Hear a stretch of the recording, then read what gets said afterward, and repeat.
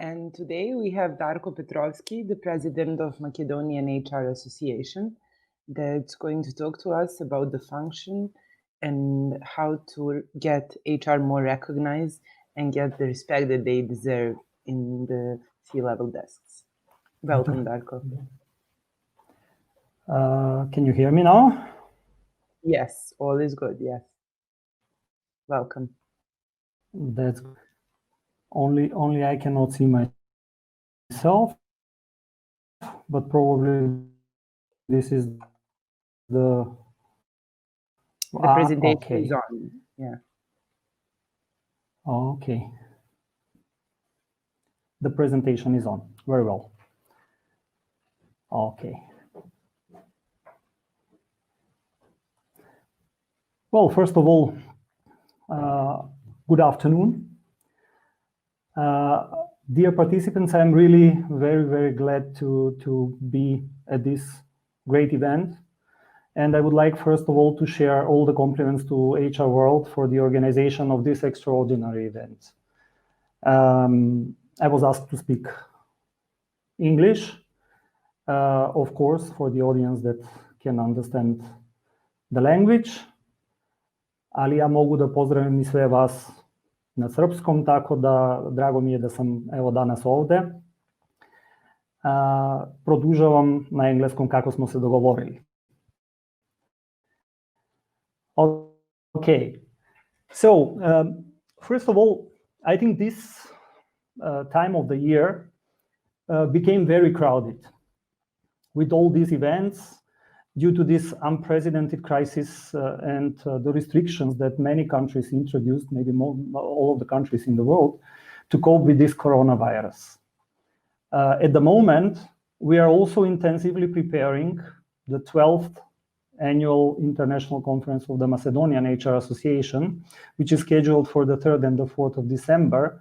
And I have to say that I feel the whole pressure before the launching. Actually, nowadays, exactly today, I think I try to be present at 3 conferences different. At one, I'm speaking. On the other hand, many emails are going on, many phone calls, many, I don't know, groups in Viber and WhatsApp, but probably this situation made us put all the events that we had in this 1 or 2 months at the end of this year. Well, usually when we gather at such conferences, we all want to learn what is coming in the future, what is behind the horizon. So this corona topic is more than enough exploited nowadays, and I'm not going to talk about it. So what are, these times will end, and we will need to focus at other essential topics that are relevant and important for us, for the HR people, for the HR managers, for the HR profession at all. We are in constant seek on how to become better versions of ourselves.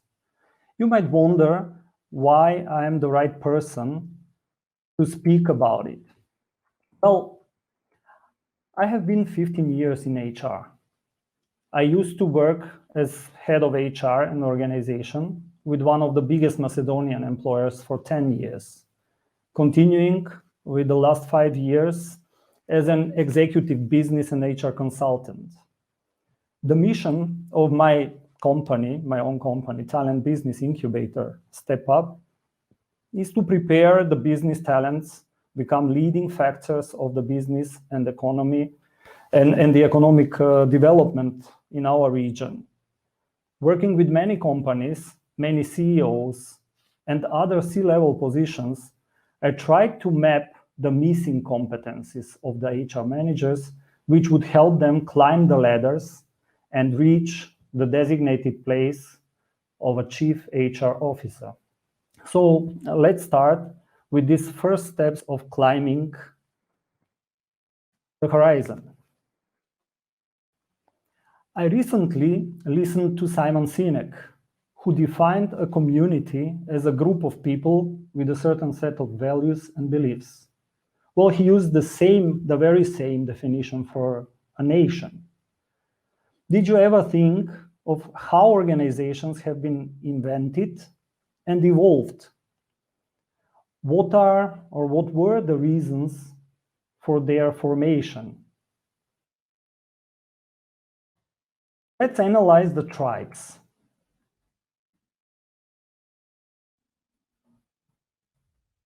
Where did they come from? They probably came out as a result of the societal developments in the old times. Once the people who used to live in larger families discovered the advantages of living together in some bigger groups.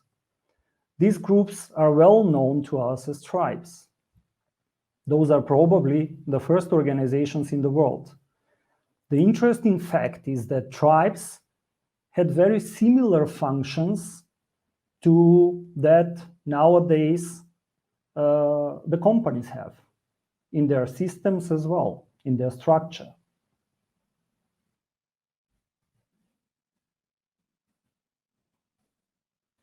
Is this an organization? What do you think? Is this an organization? Of course it is an organization. So where and how can we learn more about tribes? I've been digging, and I remember when I was a child, I used to watch Western movies with Indian tribes, and I was reading comics. I hope that some of you from the X generation, maybe even the Y generation, I don't know if they have caught this part, they still remember of those times.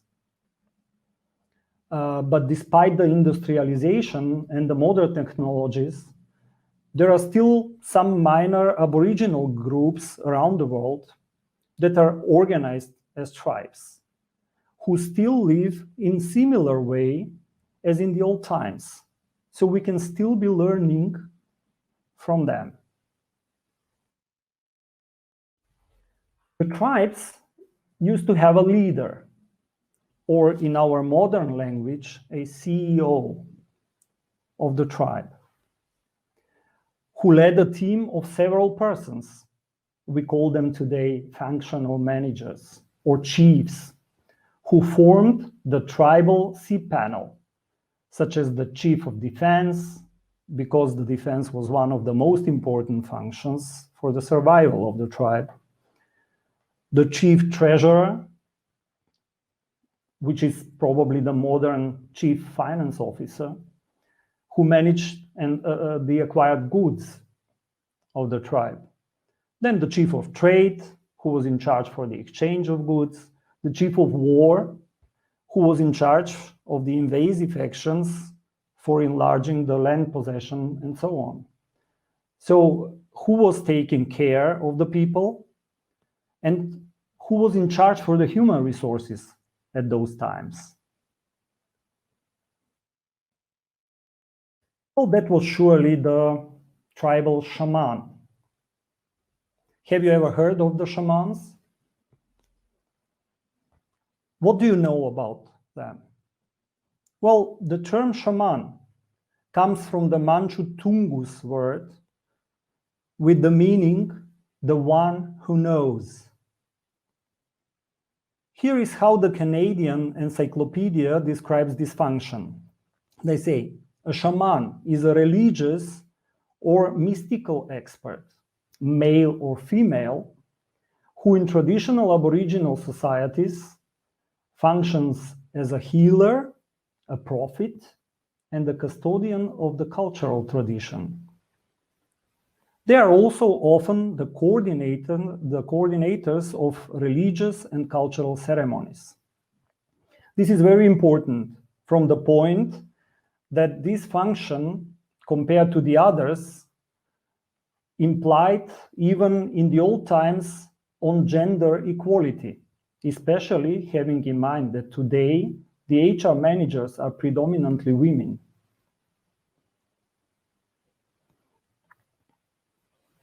According to Britannica,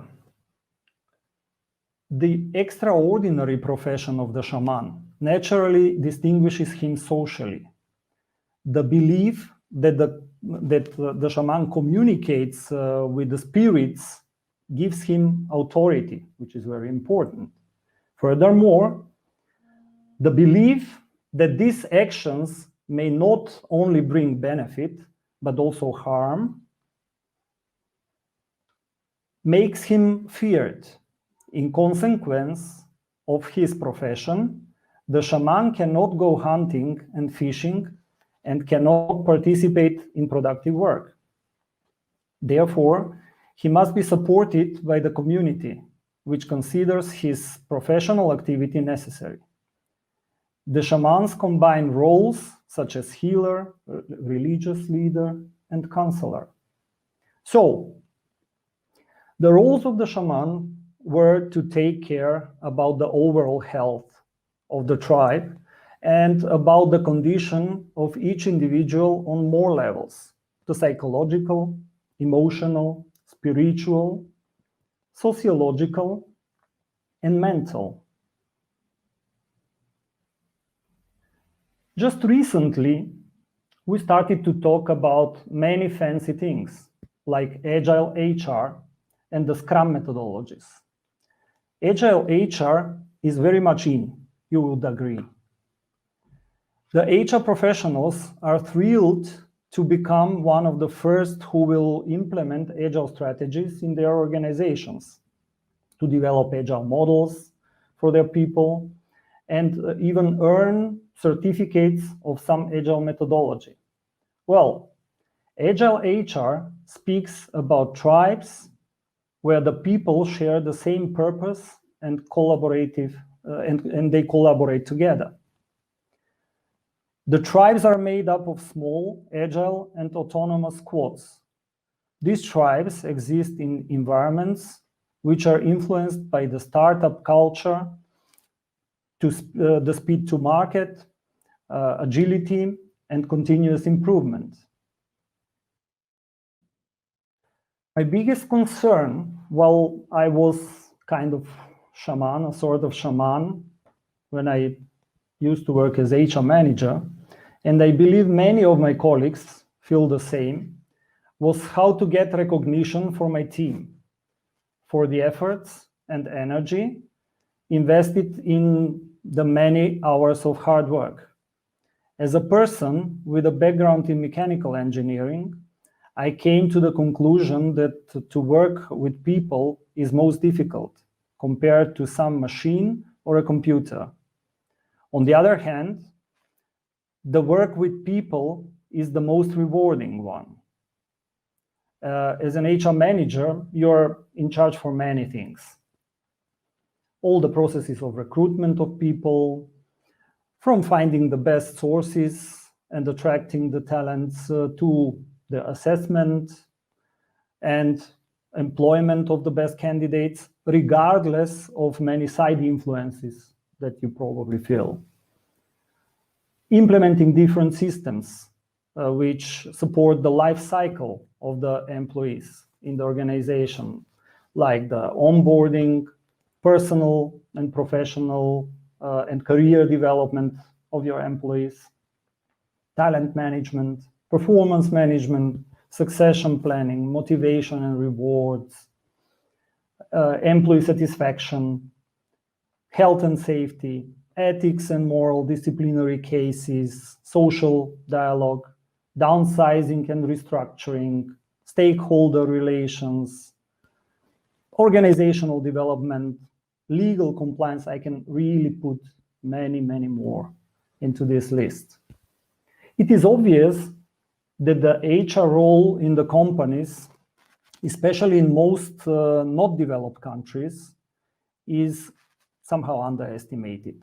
In our region, where the companies are still not fully aware of the necessity to establish an HR department, and when it is there, it is really far away from the strategic role it should have.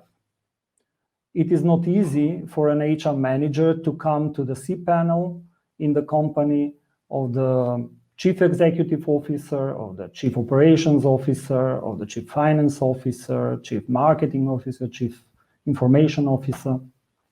That somehow made me analyze what were the competencies and skills shamans once used to have that we probably must have lost in the meantime.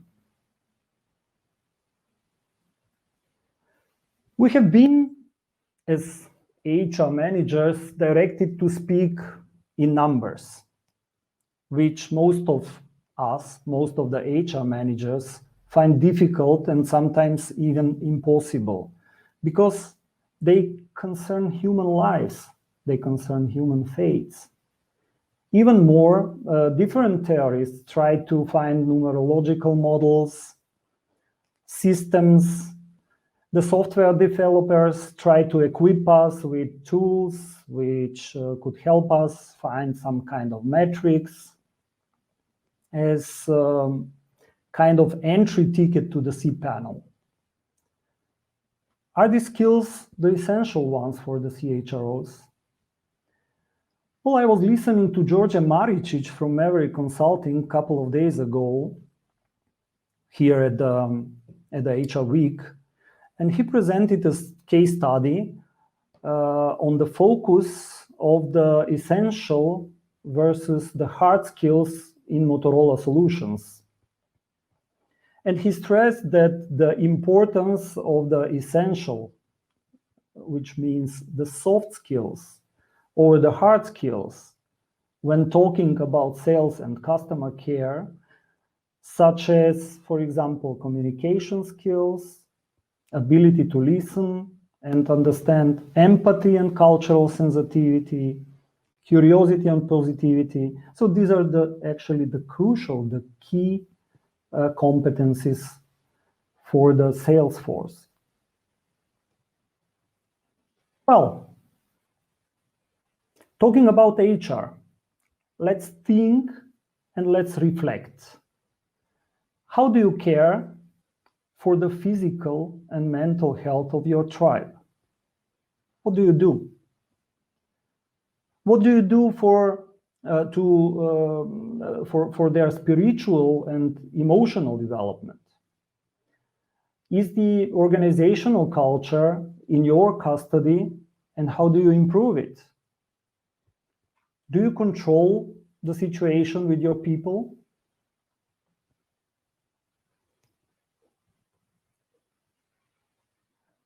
What we might be missing to become real shamans? Do we have the power to transform ourselves instead of transforming only the others? What is your opinion about the required skills that shamans used to have and HR managers are missing in order to become CHROs? I'm really convinced that we are missing the core knowledge of life and the spiritual and emotional connectedness much more than all other hard and essential or soft skills.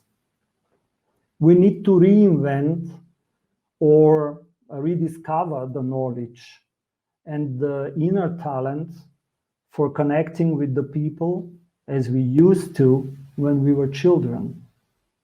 The children do it immediately. We need to deeply feel the challenges and needs of our people. Learn how to help them in their efforts to improve and keep their physical and mental health. Let's start transforming ourselves. This is the way to gain the trust of the people and to control the situation with the tribe's health. We'll gain the respect and will be needed by the colleagues at the C panel. If you get the impression that I was stuck in some esoteric beliefs, I just want to remind you of my background in the natural sciences as a mechanical engineer. Thank you very much.